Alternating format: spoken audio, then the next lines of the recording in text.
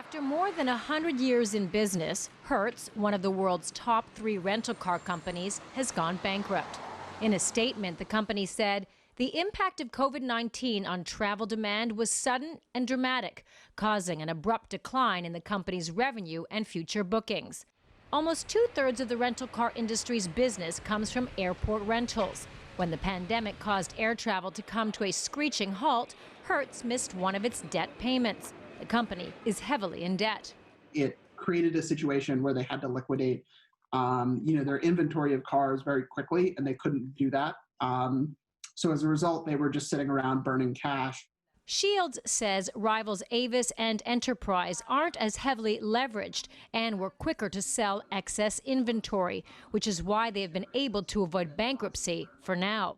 Before filing for bankruptcy, executives at Hertz asked for a government bailout. Unlike the airline industry, their request was denied.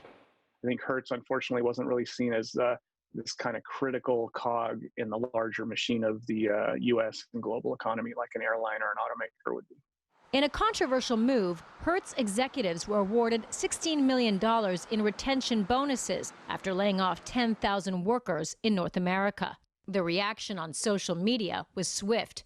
The system that allows this is rotten to the core, one person wrote on Twitter. This is what gives capitalism a bad name, said another. Hertz's bankruptcy will allow the company to restructure and potentially come back stronger than ever. Experts say the bankruptcy, along with weakness in the labor market, could provide a golden opportunity for those looking to buy a car in the short term.